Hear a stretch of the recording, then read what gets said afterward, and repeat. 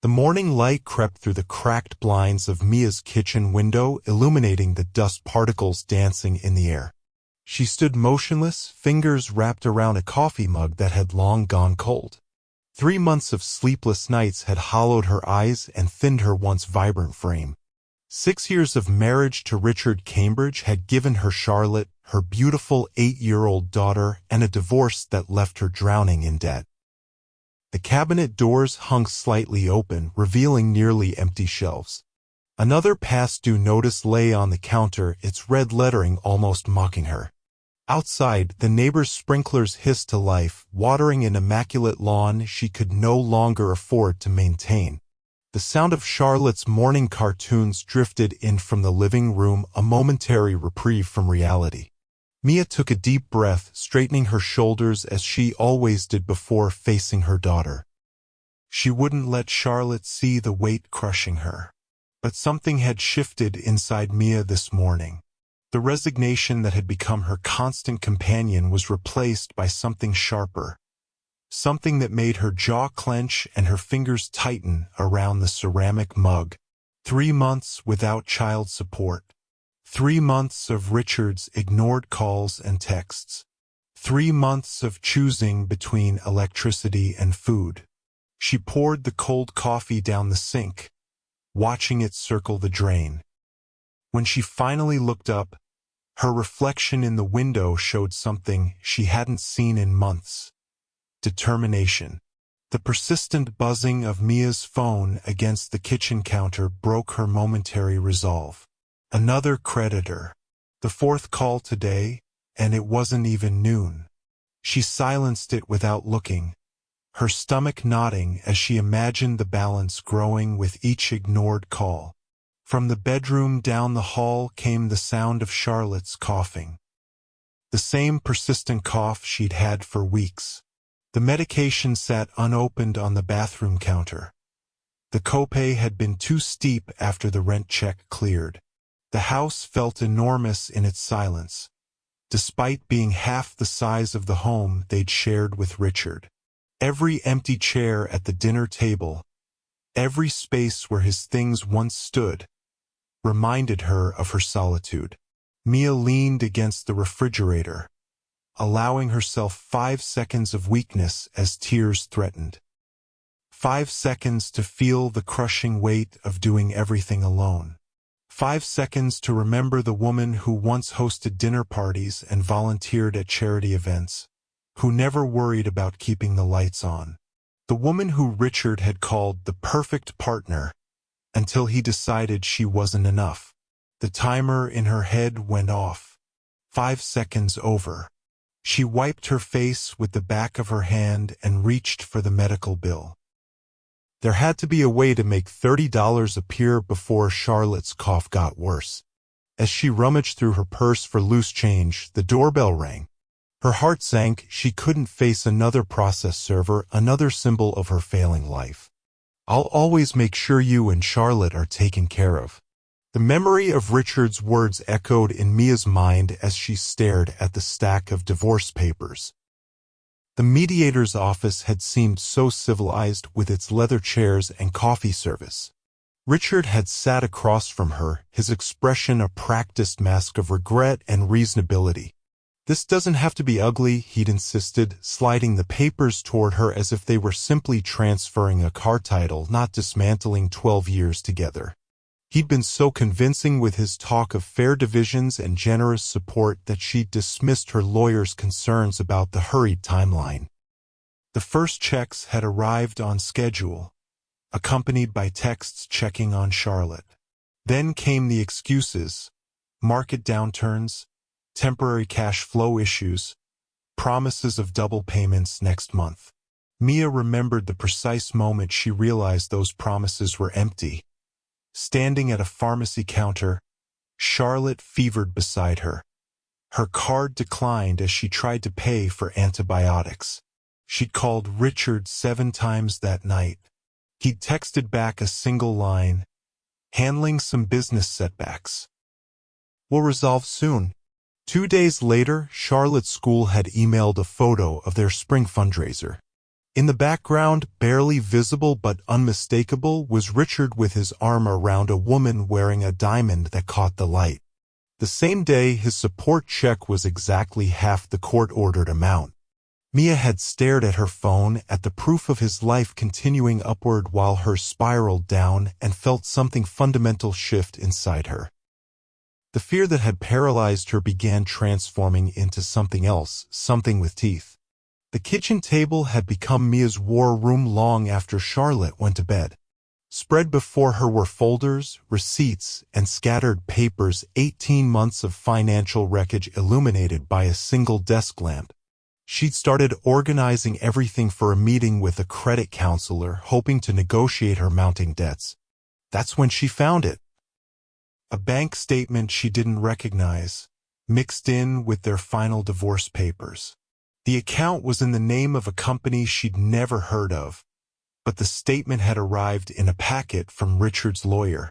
Her eyes narrowed as she scanned the document. The balance, nearly $300,000, made her hands shake. The date was just 2 weeks before Richard had claimed financial hardship in their divorce proceedings, before the judge had reduced his support obligations based on tax returns showing declining income.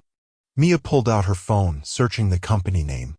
It led to a bare-bones website for a consulting firm registered in Delaware 3 years ago. 3 years ago, when they were still married, still sharing finances.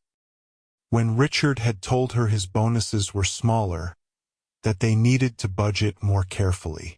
Her mind raced backward, recalling the vacations they'd canceled, the private school they'd decided against for Charlotte, all while this account quietly grew. She reached for more papers, digging through the divorce documents with new purpose. Hidden in plain sight were other clues she'd missed. References to subsidiaries, consulting fees paid to holding companies, transactions she'd overlooked. Dawn was breaking when Mia finally looked up, her kitchen now covered with paper trails of deception. Her hands no longer shook. They were steady with purpose.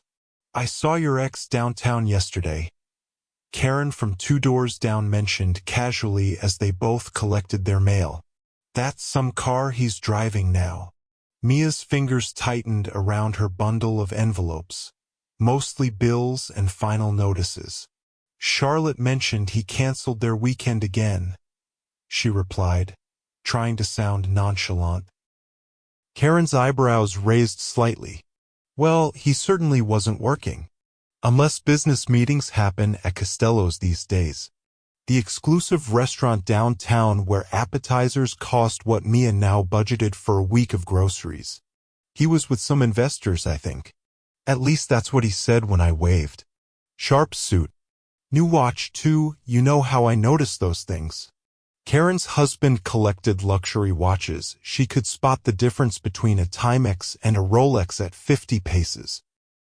Mia nodded, absorbing this information while maintaining her carefully neutral expression. Later that night, after putting Charlotte to bed with promises that Daddy really did have an emergency and would make it up to her soon, Mia opened her laptop. Social media had become a form of self-torture, but tonight she had purpose. It didn't take long. A business associate of Richard's had posted photos from a successful partnership dinner at Costello's.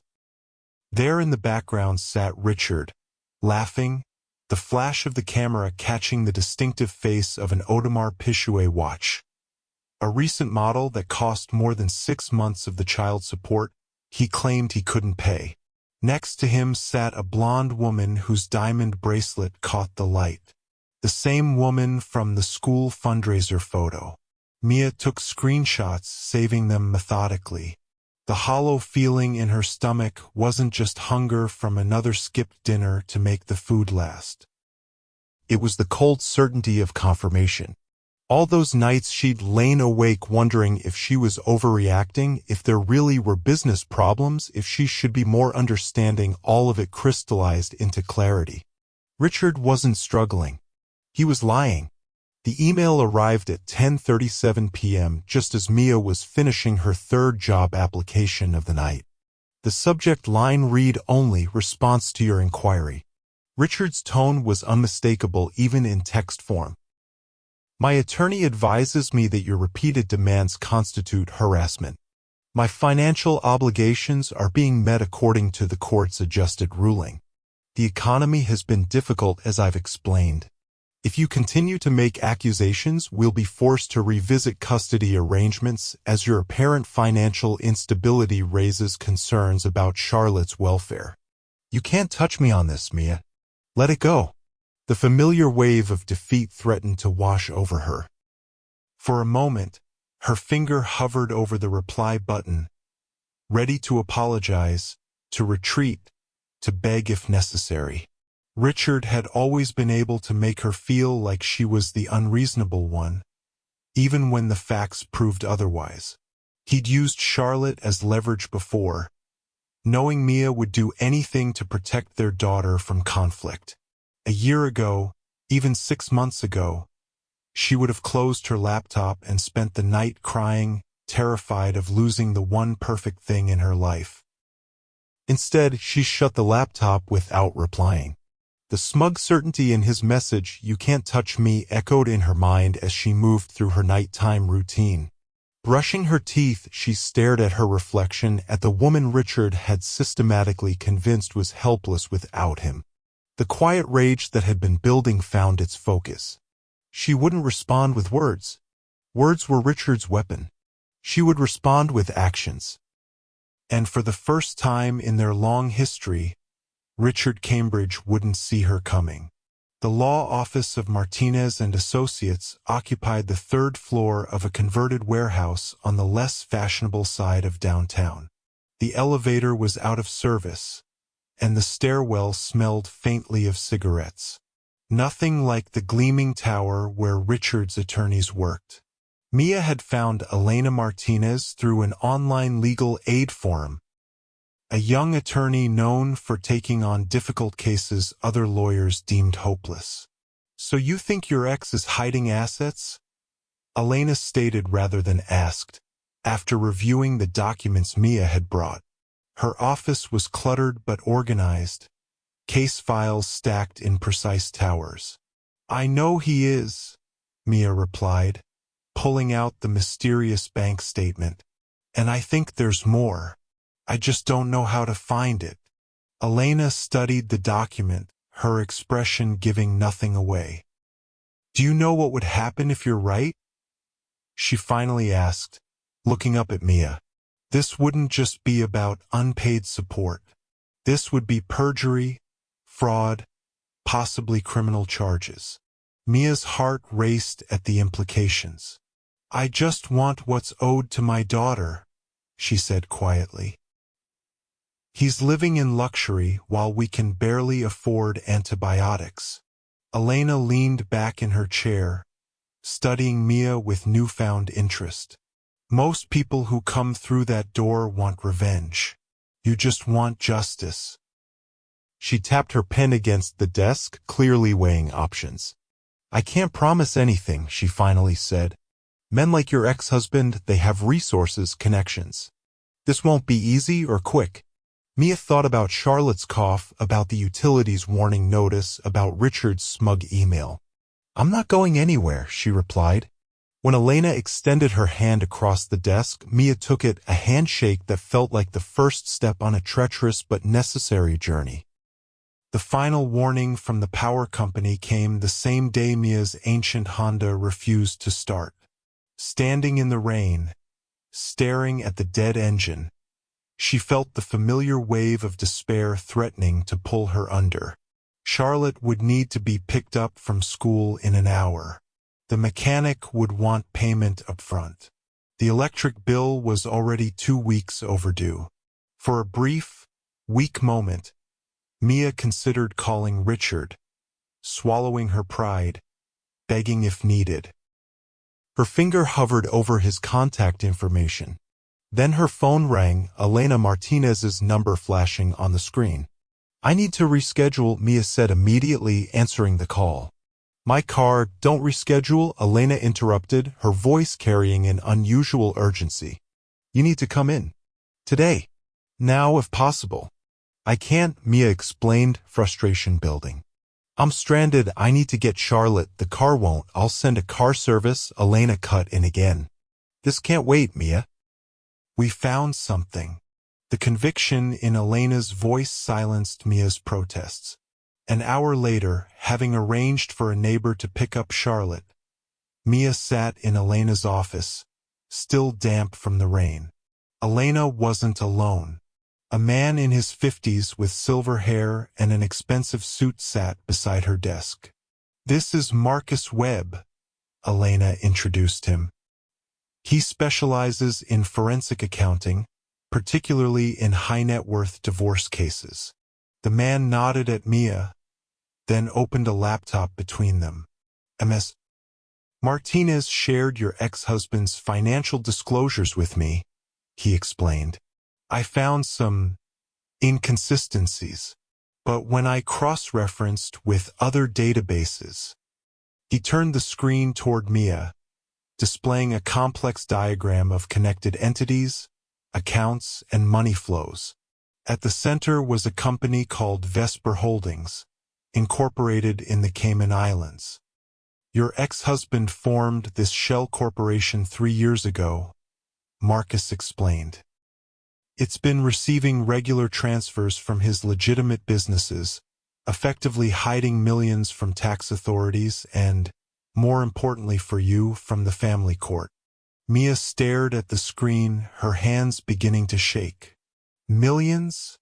She whispered. Elena and Marcus exchanged glances. That's just the beginning, Elena said quietly. The conference room at Martinez and Associates had become a war room over the past 3 weeks. The walls were covered with financial diagrams, corporate structures, and timelines. Marcus Webb had brought in 2 associates from his firm, young accountants with a talent for following digital money trails. What they'd uncovered stunned even Elena. It's not just one hidden account, Marcus explained, pointing to the expanded diagram. It's an entire shadow financial system. The evidence was damning. While pleading poverty to the family court, Richard had been methodically moving assets through a labyrinth of shell companies and offshore accounts. Tax filings showing business losses were contradicted by internal reports to investors showing record profits. The business setbacks Richard had claimed coincided perfectly with the divorce proceedings.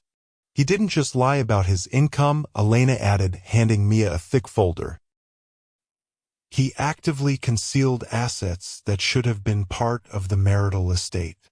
Inside the folder were property records for a vacation home in Vail purchased through one of the shell companies, invoices for art and antiques stored in a warehouse, and statements from investment accounts holding millions, all acquired during the marriage, all hidden from the divorce proceedings. This goes beyond civil contempt, Elena continued. This is criminal fraud. Mia stared at the evidence of Richard's elaborate deception, feeling strangely calm. He always told me I didn't understand business, she said quietly. He managed everything because it was too complicated for me. The patronizing memory of Richard patting her hand while explaining why she shouldn't worry about their finances fueled something cold and determined inside her. So what happens now? She asked, looking up at her growing team of allies. Elena's smile was sharp with anticipation.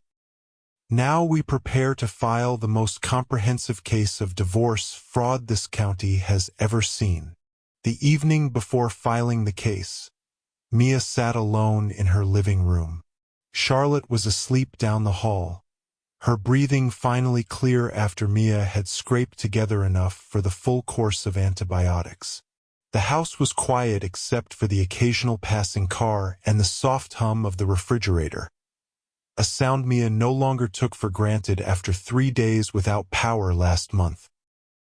The electricity was back on thanks to a small advance from Elena secured against the potential settlement. On the coffee table sat a single file folder, inside it the summary of everything they'd discovered and the legal complaint Elena would file in the morning.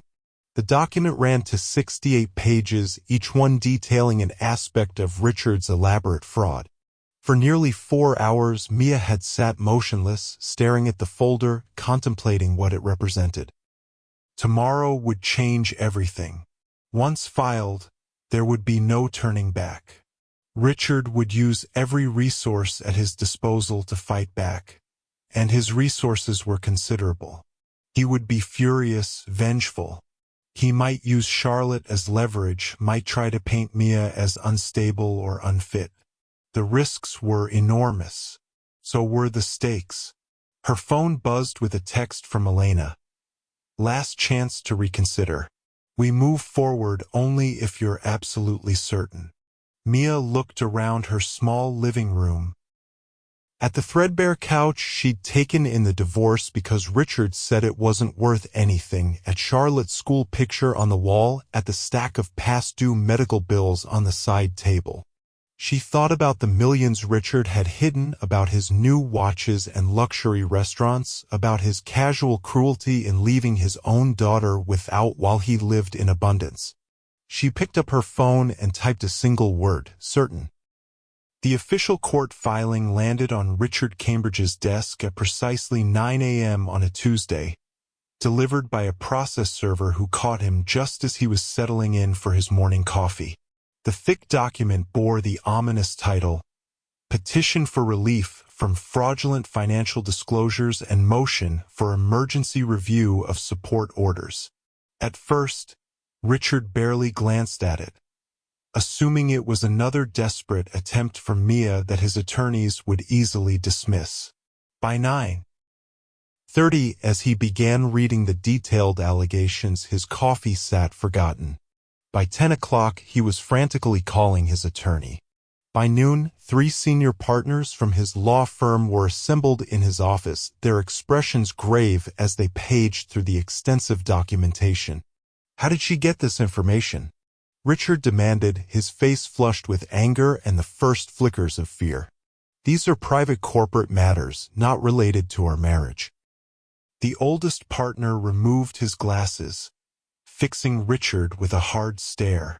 According to these filings, these private corporate matters were established with marital assets and specifically designed to shield income from family court. If even half of this is true, he left the implication hanging. Richard slammed his hand on the desk. She's nobody, a housewife. She knows nothing about business structures or international finance. This has to be a fishing expedition. The youngest partner, still reviewing the documents, looked up. If it's a fishing expedition, Mr. Cambridge, they've already caught a whale. These records are extremely specific. Richard's phone began ringing incessantly. His business partners, his current girlfriend, his worried executive assistant. Overnight, the carefully constructed walls between his compartmentalized worlds began crumbling, and the magnitude of what was happening started to sink in. Mia hadn't just filed a routine motion. She had dropped a legal bomb directly onto his perfectly constructed life. Richard's call came at 7:38 p.m. just as Mia was helping Charlotte with her science project. Seeing his name on her caller ID sent a familiar jolt of anxiety through her system, a Pavlovian response built over years of his emotional manipulation. Charlotte looked up expectantly. Is that Daddy? Is he coming to my recital tomorrow? Mia forced a smile. Finish gluing those stars, sweetie. I need to take this in the kitchen. She closed the door behind her before answering, her voice deliberately neutral. Hello, Richard. The controlled rage in his voice was something she'd heard many times before. What the hell do you think you're doing? He hissed. Do you have any idea the damage you're causing? The board is asking questions. Investors are nervous. Mia said nothing, letting the silence stretch. Richard always hated silence. It gave him nothing to twist or manipulate. This vindictive stunt could destroy everything. He continued, his voice rising. Is that what you want? To burn it all down because you're bitter about the divorce? What about Charlotte's future? At the mention of their daughter's name, Mia felt something harden inside her. Don't, she said quietly. Don't you dare use her name as a shield. Richard's tone immediately shifted to the reasonable, patronizing voice he used when he thought he could control her. Mia, honey, we can work this out privately. Whatever you think you've found, I can explain. We don't need lawyers and courts. For Charlotte's sake, Mia placed the phone on the counter and watched it vibrate with Richard's continuing pleas and threats. For years, his voice had been the most powerful force in her life, able to elevate or destroy her with a few carefully chosen words. Now, as his rage and panic vibrated across her kitchen counter, she felt something she'd forgotten existed: power. The smear campaign began 3 days after the filing. It started with calls from concerned friends. Richard says you're having financial problems because of online gambling. He's worried about you. He only wants to help. Then came the social media posts from accounts connected to Richard. Never directly accusing, always cloaked in concern. Sometimes desperation makes good people do crazy things. A carefully crafted narrative emerged, painting Richard as the successful provider unfairly targeted by a bitter ex-wife who couldn't stand on her own. Old acquaintances fell away, believing the whispers. School mothers who once invited Charlotte to playdates suddenly became too busy. Richard's false narrative was working. Mia was being systematically isolated. Elena advised her to counter publicly, to tell her side. People will believe what they see, she counseled. Show them you're stable, reasonable, confident. But Mia chose a different strategy. Complete silence. No defensive posts. No tearful explanations. No public rebuttals. When friends texted asking about the rumors, she replied only, "The court filings speak for themselves." When Charlotte's teacher delicately inquired about their situation, Mia smiled politely and said, "We're looking forward to the truth coming to light." Richard's attacks grew more desperate as her silence continued. He sent mutual friends to reason with her. He left voicemails swinging between threats and emotional appeals. Through it all, Mia maintained her silence, focusing instead on gathering more evidence with Elena and Marcus. Her restraint confused Richard. He'd always defined her by her reactions to him. Now, facing her wall of silence, he found himself throwing punches at shadows, each wild swing exposing more of his desperation. In the absence of her response, his increasingly frantic attacks began to look exactly like what they were: the panicked flailing of a guilty man. The first email arrived on a Thursday evening, sent from an anonymous account to both Mia and Elena. "I worked at Cambridge Partners for 3 years. I have documents that might help your case." Within days, more messages followed. A former executive assistant. "He made me keep 2 sets of books." A junior partner. "The Vesper Holdings transfers were regular and deliberate." A bookkeeper. "I was fired after questioning deposit sources." The wall of fear Richard had built around himself was cracking, and through those cracks poured years of accumulated resentments and ethical compromises. Most surprising was the message from Veronica, the blonde woman from the restaurant photos. "Richard told me he was practically single, that his ex-wife was taken care of. When I saw the court filing in the news, I started asking questions. The answers disturbed me. We need to talk." Elena vetted each contact carefully, separating legitimate witnesses from potential traps. The most valuable information came from Diana, Richard's former CFO, who had quietly copied financial records before being forced out when she questioned certain transactions. "He fired me without cause, paid me severance that barely covered my mortgage while I found new work," she explained during their meeting. Meanwhile, he transferred millions offshore. Diana's documentation provided the final pieces of the puzzle, connecting Richard directly to the fraudulent transactions. "Why are you all coming forward now?" Mia asked during one group meeting with the former employees.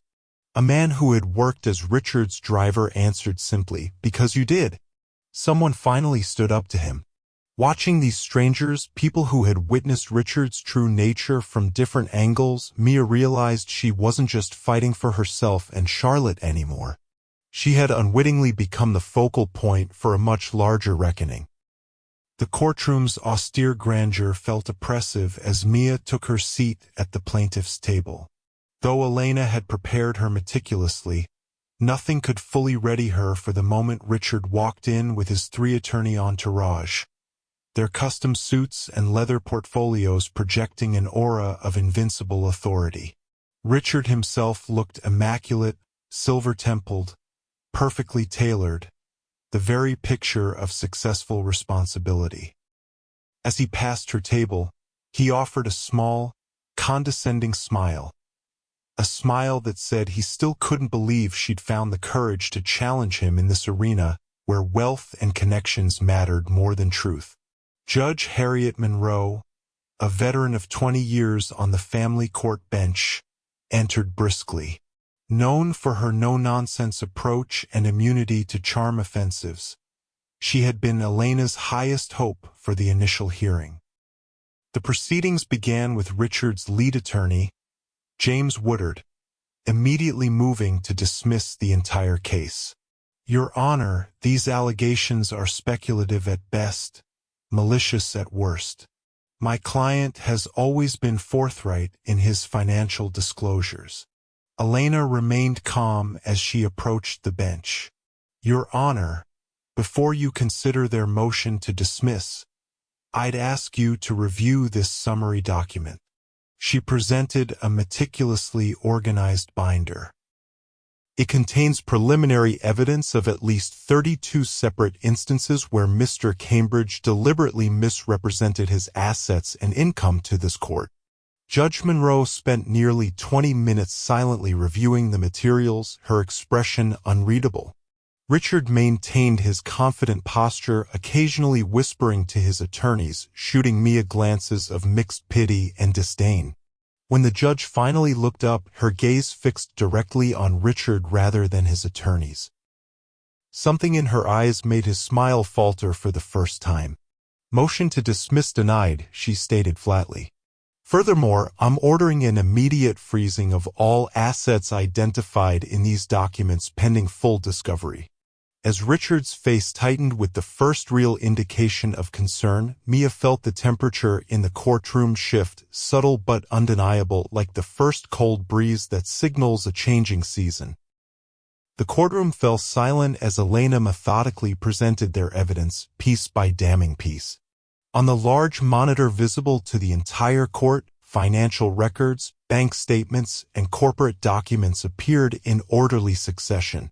Exhibit 47 shows the transfer of $1.2 million from Cambridge Partners to Vesper Holdings occurring exactly one day after Mr. Cambridge testified in this court that his business was experiencing severe cash flow problems. Elena's voice remained measured, letting the evidence speak for itself. Exhibit 48 demonstrates how those funds were then moved through 3 separate entities before arriving in an account in the Cayman Islands. Marcus Webb testified next, his credentials impeccable, his explanation of Richard's financial shell game both detailed and remarkably clear. "In my 30 years as a forensic accountant, I have rarely seen such a deliberate and comprehensive attempt to conceal assets from both tax authorities and family court." Richard's attorneys objected frequently, growing increasingly desperate as their client's deception was methodically exposed. Richard himself had abandoned his initial smugness, his face now a mask of rigid control. When Diana, his former CFO, took the stand, he visibly flinched. "Mr. Cambridge explicitly instructed me to create separate reporting systems, one for the court and tax authorities, another for his personal reference," she testified, her voice steady despite Richard's glare. "When I expressed concerns about the legality of this approach, He reminded me that my severance agreement would be void if I breached confidentiality. As the day progressed, the courtroom atmosphere grew heavy with the accumulated weight of revealed deceptions. Judge Monroe's questions became increasingly pointed, focusing on the timing of transactions that precisely aligned with court dates and support hearings.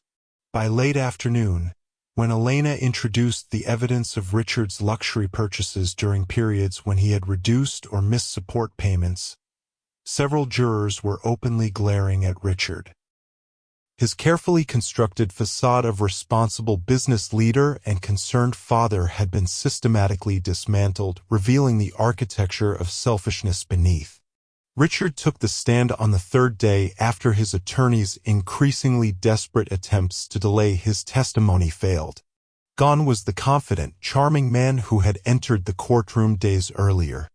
This Richard was tense, his smile strained when it appeared at all. Elena approached her cross-examination methodically, establishing a pattern of having Richard confirm basic facts before confronting him with contradictory evidence. So you testified in April of last year that Cambridge Partners had suffered a 40% decrease in revenue, correct? Yes, market conditions were extremely challenging, Richard replied, his voice carrying the practiced concern of a businessman navigating difficult times. And based on that testimony, you requested and received a reduction in your support obligations? The court recognized my changed circumstances, yes.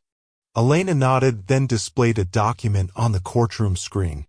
This is an investor update email you sent the very same week. Could you read the highlighted portion for the court? Richard's jaw tightened as he recognized the document. I'm not sure this internal business communication is relevant, Mr. Cambridge, Judge Monroe interrupted. Please answer counsel's question. Richard cleared his throat.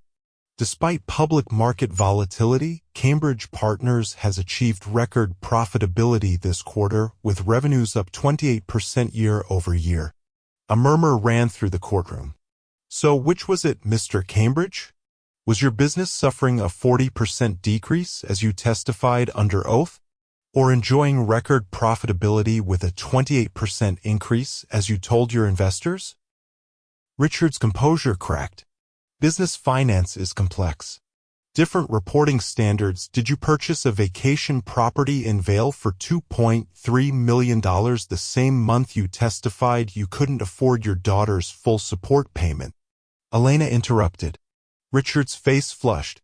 That property was a strategic investment through a simple yes or no, Mr. Cambridge, Judge Monroe interjected, her voice sharp.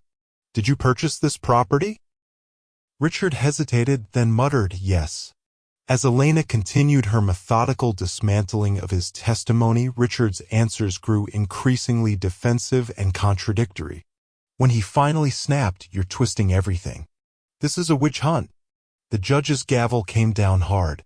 Mr. Cambridge, control yourself. You are under oath in my courtroom. In that moment, watching Richard's carefully constructed persona crumble under the weight of his own contradictions, Mia felt neither joy nor vindication. Only a profound sadness for the years spent doubting her own worth while living with a man to whom truth was merely a negotiable inconvenience. Judge Monroe's chambers were silent except for the occasional sound of papers being shuffled. Mia sat rigidly beside Elena while Richard and his lead attorney occupied chairs on the opposite side of the judge's imposing desk. After 5 grueling days of testimony, the judge had called this private conference before delivering her ruling. I've been on this bench for 20 years, Judge Monroe began, her voice carrying the weight of experience and barely contained anger. In that time, I've seen people at their worst, desperate, vengeful, dishonest. But I have rarely witnessed the level of calculated deception demonstrated in this case. Richard started to speak, but the judge silenced him with a raised hand. Mr. Cambridge, you have systematically lied to this court. You have hidden assets, falsified financial statements, and deprived your own child of support while living in luxury. Worse, you've used your financial advantage to attempt to intimidate and discredit your ex-wife when she sought only what was legally ordered for your daughter. She turned to Mia. Ms. Cambridge Harris, Mia corrected quietly. I've returned to my maiden name. The judge nodded in acknowledgement. Ms. Harris, this court owes you an apology. The system that should have protected your rights and your child's welfare was manipulated by someone who knew how to exploit its weaknesses. Turning back to Richard, her expression hardened further. My ruling will be entered this afternoon. Mr. Cambridge will pay all back support with interest, plus a penalty equal to double the amount withheld. All hidden assets acquired during the marriage will be divided according to state community property laws. Furthermore, I am referring this case to the district attorney for possible criminal prosecution for perjury and fraud. As they left the chambers, Richard grabbed Mia's arm. You've destroyed everything, he hissed. Mia gently removed his hand. No, Richard. You did that yourself. I just showed everyone the truth. The headlines appeared first in the local business journal. Cambridge Partners CEO faces fraud allegations. Within days, national outlets picked up the story. High-profile executive accused of hiding millions in divorce case. Richard's carefully cultivated image as a business visionary and community leader collapsed like a house of cards. The board of Cambridge Partners called an emergency meeting. Investors began pulling funds. Business partners distanced themselves. The SEC opened an investigation into his company's financial reporting practices. Former employees, emboldened by the court's findings, came forward with additional stories of ethical breaches and financial manipulations. The exclusive social circles that had once embraced Richard now closed their doors. Charity boards requested his resignation. The country club lost his reservations. The same people who had believed his whispers about Mia now whispered about him. His girlfriend Veronica left publicly, giving a scathing interview to a business magazine about his pattern of deception. Richard's desperate attempts to control the narrative failed as the complete court transcripts became public record, revealing the full extent of his deception in his own words. His attorneys departed when their bills went unpaid, his assets frozen by court order. The mansion where he'd hosted lavish parties was listed for sale. The private jet was repossessed. Within 6 weeks of the verdict, Richard Cambridge, once the embodiment of success and influence, found himself alone in a rented apartment, his empire crumbling, his reputation in tatters, facing potential criminal charges and multiple civil lawsuits. The man who had once told Mia she would be nothing without him had discovered a harsh truth. Manipulative success built on deception is always, ultimately, a house of cards waiting for the inevitable wind of truth. Sunlight streamed through the same cracked kitchen window, casting morning light across Mia's coffee cup. 6 months had passed since the verdict. The house was still modest, but subtle changes revealed a life no longer defined by desperate scarcity. Fresh paint brightened the walls. New curtains framed the windows. The refrigerator hummed, fully stocked. From the backyard came the sound of Charlotte's laughter as she played on the swing set delivered last week, a long-promised gift Mia could finally afford. The settlement had been substantial, though not extravagant. Richard's empire had collapsed too thoroughly for anyone to recover its full value. But there was enough. Enough for security, for Charlotte's college fund, for Mia to reduce her working hours and finally finish her degree. More precious than financial security was the peace that had settled over their lives. No more dread when the phone rang. No more choosing between electricity and medication.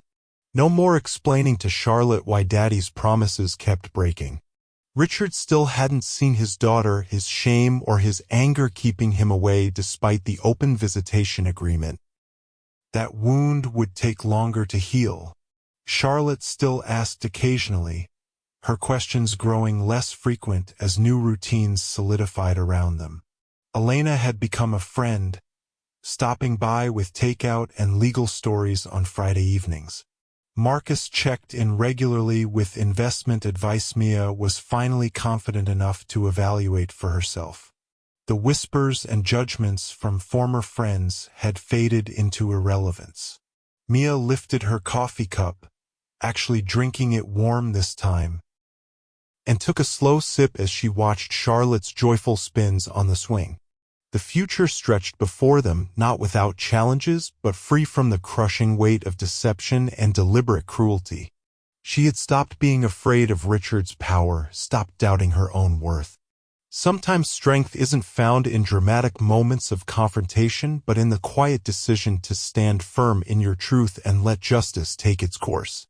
Mia smiled as Charlotte waved to her through the window.